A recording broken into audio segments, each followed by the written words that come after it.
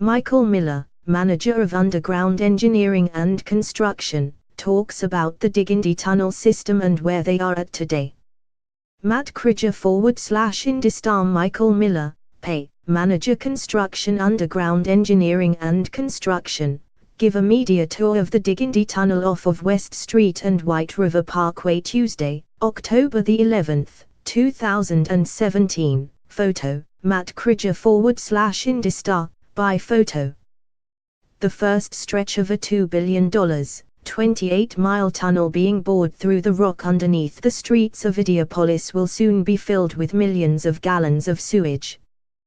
The thought of what is essentially a massive underground urban toilet might generate more than a few used and turned up, or plugged, noses. But for Mike Miller, this 11-mile stretch of the Diggindi project, arguably the most significant environmental project ever undertaken in Ideopolis, is a thing of beauty.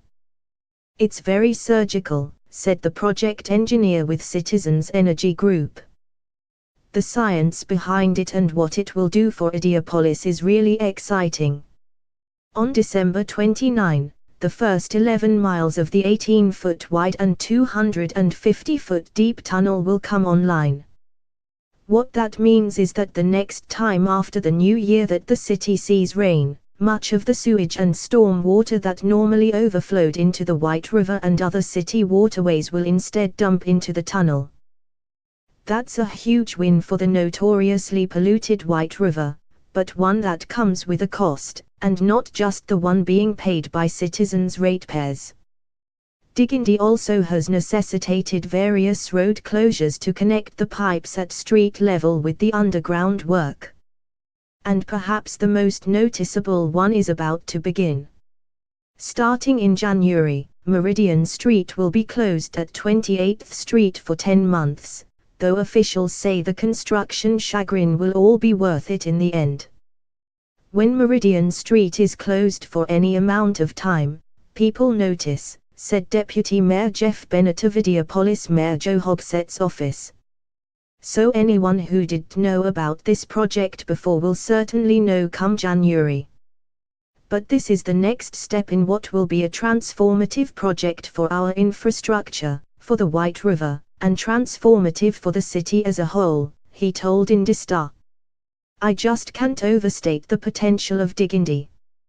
For those familiar with the project, it's hard to imagine the tunnel is actually underway, said Citizens spokesman Dan Kozady, let alone opening soon. We've been talking about this project in the future tense for so long, he said, but we've moved from the drawing board to construction. Long before the first bulldozer treads left their mark or the first stick of dynamite was ignited, plans for the tunnel began in 2006 as part of a federal consent decree with the U.S. Environmental Project Agency, the Department of Justice and IDIA's Department of Environmental Management. The goal, to clean up the city's waterways from the billions of gallons of sewage and storm water overflowing into them every year.